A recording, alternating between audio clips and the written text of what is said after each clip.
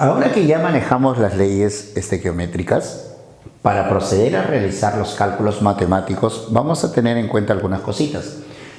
Lo primero que hay que tomar en cuenta es que cuando se lleva a cabo una reacción química, las sustancias que participan en una reacción, pues siempre van a ser sustancias puras, o en todo caso, si las muestras de sustancia tuviesen impurezas, las impurezas no van a reaccionar. Lo que participa de una reacción química es la parte pura de las muestras de sustancia. Repito, las impurezas no reaccionan. Mira, aquí estoy proponiendo un ejemplo de aplicación.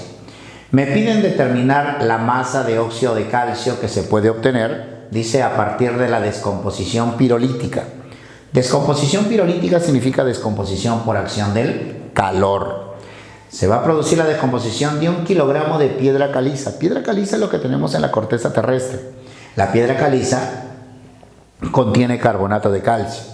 Me dicen que a partir de 1 kilogramo de piedra caliza, que presenta una riqueza del 80% de carbonato.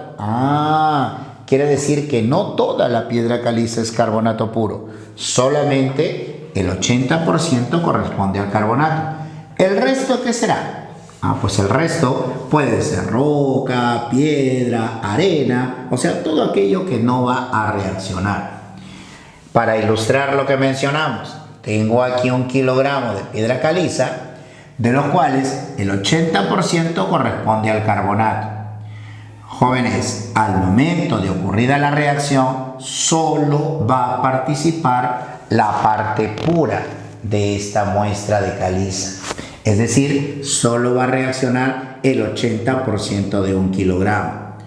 Tú eres un gran matemático, el 80% de 1 kilo es 1000 gramos, el 80% será ¿cuánto?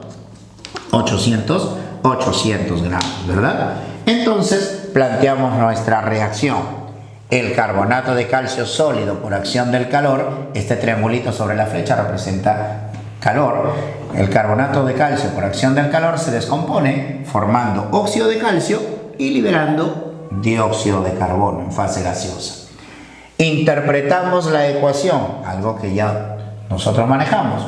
1 mol, según la ecuación balanceada, 1 mol de carbonato de calcio forma 1 mol de óxido de calcio, ¿cierto? Y habíamos indicado que la masa de 1 mol es igual ¿a quién? La masa de 1 mol es igual a la masa molar expresada en gramos. Yo no voy a trabajar con moles en esta oportunidad, voy a trabajar con masas en gramos. Entonces, en vez de colocar mol de carbonato, voy a colocar su masa molar, que equivale a 100 gramos. ¿Sí? Es la masa molecular que se haya sumando las masas de cada elemento. 1 mol de óxido de calcio, lo voy a expresar en términos de masa en gramos. 40 más 16, eso es 56 gramos. Eso es lo que dice la ecuación balanceada. Jóvenes, a partir de nuestro dato, ¿cuánto es el contenido de carbonato de calcio presente en la piedra caliza? El contenido de carbonato es 800 gramos. Entonces, a partir de esos 800 gramos de carbonato de calcio, pues, ¿qué masa de óxido de calcio se podrá obtener? Jóvenes, aplicamos la ley de las proporciones de Proust, la ley de las proporciones constantes, la ley de las proporciones definidas. Proust decía, si recordamos, cualquier cantidad de sustancia que reaccione o se produzca debe ser proporcional a lo que indica la ecuación balanceada. Entonces, yo esa proporción la puedo expresar así.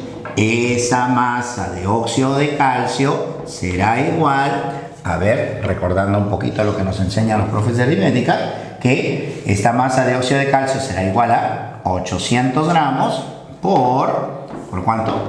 Por 56 gramos, y esto dividido entre 100 gramos. ¿De dónde? ¿Cuánto resulta la masa de óxido? Esa masa de óxido, a ver, multiplicando un poquito, creo que sería 448 gramos, ¿verdad? ¿Está bien? 448. No lo olvides. Cuando vas a realizar cálculos matemáticos, solo considera la parte pura de las muestras de sustancia. Las impurezas no van a reaccionar. Eso para cuando desarrolles los cálculos matemáticos sobre las reacciones químicas.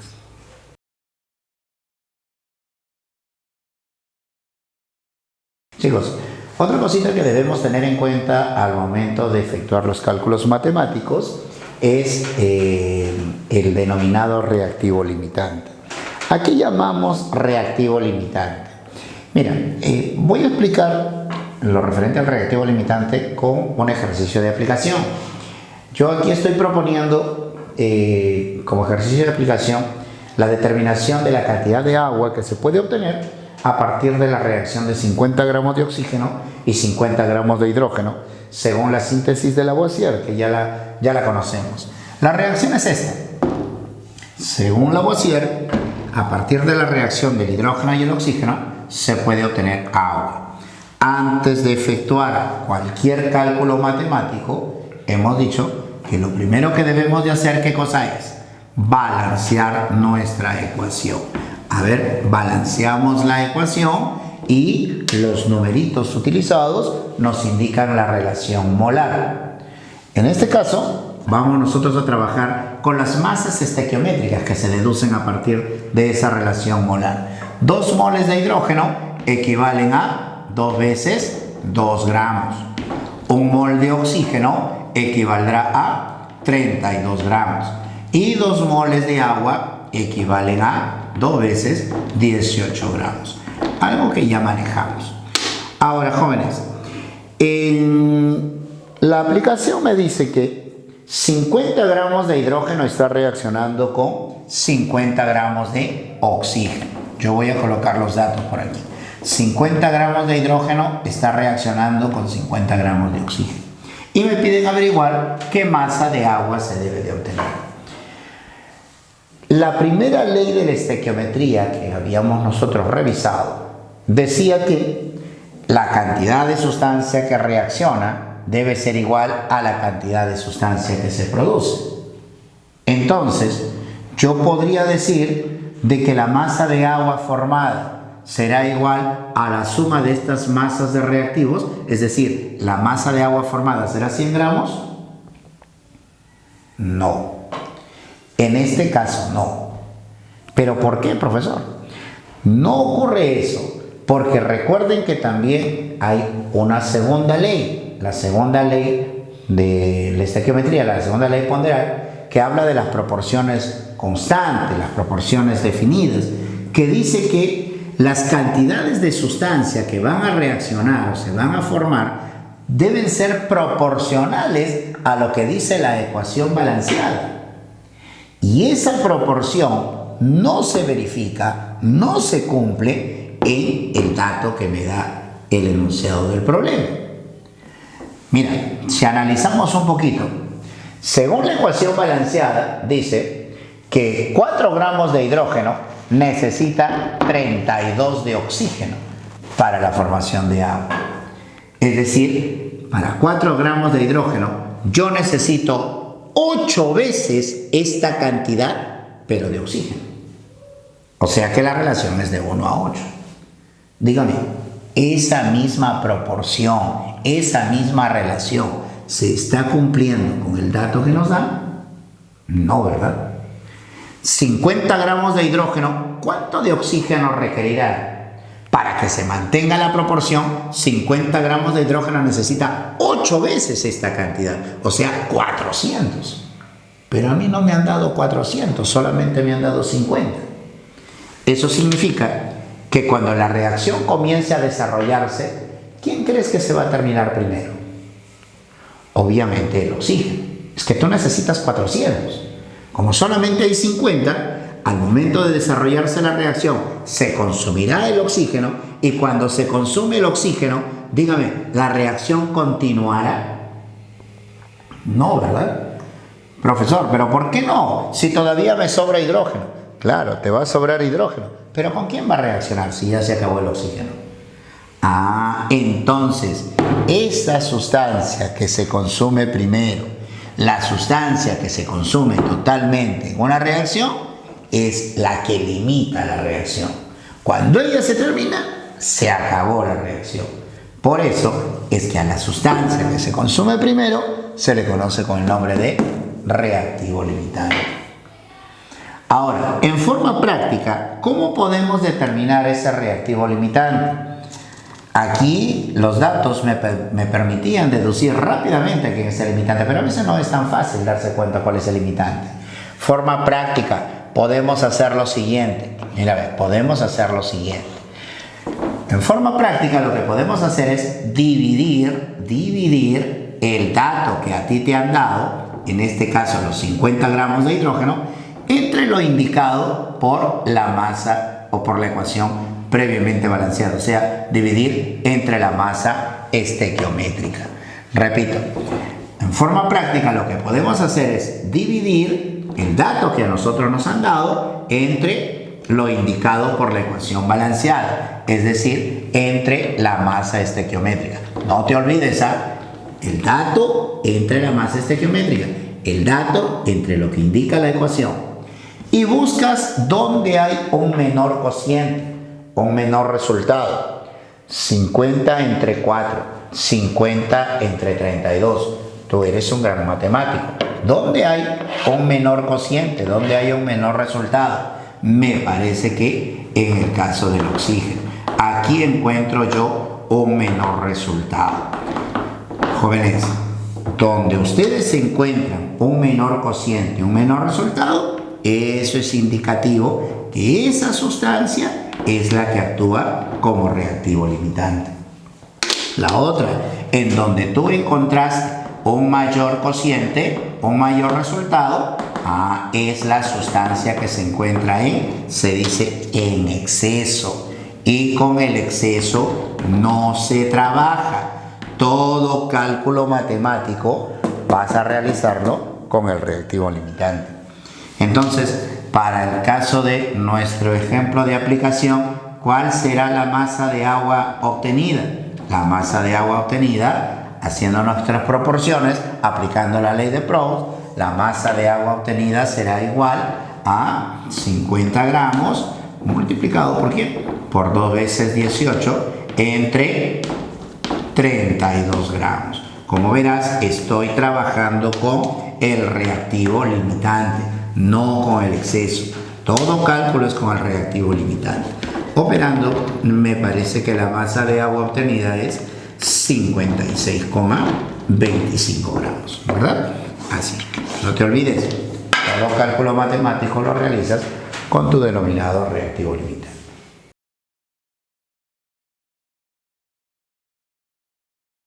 Una cosa más que debemos tener en cuenta al momento de efectuar los cálculos matemáticos es cuando en los ejercicios, cuando en los problemitas nos hablan de la eficiencia o el rendimiento de una reacción. Jóvenes, es muy frecuente que en la práctica no se logre obtener lo que nosotros determinamos matemáticamente. Es decir, a partir de una cierta cantidad de reactivo, nosotros esperamos obtener una cierta cantidad de producto. Pero es muy común que en la práctica no se obtenga lo que nosotros determinamos matemáticamente. A veces se obtiene menor cantidad de la que nosotros esperamos. ¿Y eso a qué se debe? Miren, yo estoy proponiendo un ejercicio de aplicación para explicar esto. Por ejemplo, tengo la descomposición del clorato de potasio por acción del calor que va a generar cloruro de potasio y oxígeno. Antes de efectuar cualquier cálculo matemático ya sabemos qué debemos hacer primero: balancear la ecuación.